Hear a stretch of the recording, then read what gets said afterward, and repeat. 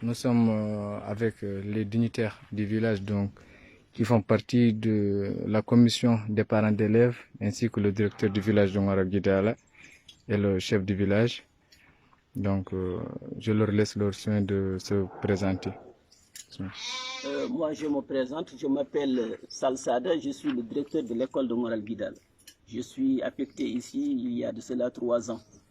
Mais je rappelle que l'école de Ouaralguidala a été créée en 1962.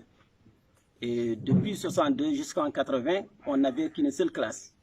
Mais, alhamdulillah, l'école a fait quand même son succès parce que nous avons obtenu à travers cette école-là beaucoup de cadres.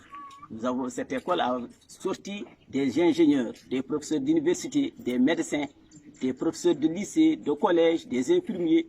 Donc, l'école quand même a fait sa production.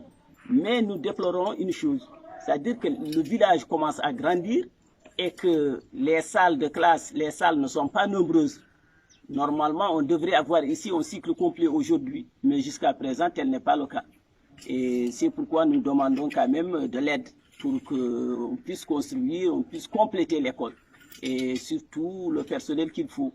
Et nous avons encore d'autres problèmes liés à l'école. Nous avons un problème de clôture. Il n'y a pas de clôture à l'école. Le village de Ouaralguidala se trouve dans une campagne, dans la brousse, dans la badia, et nous cohabitons avec des animaux. Et ces animaux-là viennent tout le temps nous emmerder ici, viennent tout le temps pénètrent dans l'école et détruisent le grillage. Aujourd'hui, nous sommes là pour essayer de faire quelques réparations à propos du grillage. C'est pourquoi nous demandons quand même qu'on nous aide à obtenir une clôture. Parce qu'une école sans clôture, ce n'est pas une école quand même qui est en sécurité. Et d'autre part, nous avons aussi d'autres problèmes, c'est-à-dire que nous avons le problème encore de l'eau. Il nous faut quand même de l'eau, il nous faut de l'eau, parce que pour avoir de l'hygiène, il faut de l'eau. Nous avons donc un problème sur ce plan encore. Et nous avons un problème encore de moyens. N'oubliez pas que ces enfants-là sont issus de familles pauvres, de familles démunies. Et quelqu'un qui a 3 ou 4 enfants a des difficultés parfois à leur payer la fourniture scolaire qu'il faut.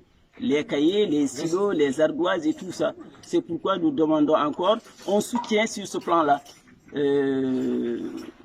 Pour le moment, je vais m'arrêter ici et passer la parole au chef du village. Après, j'aurai encore l'occasion de revenir.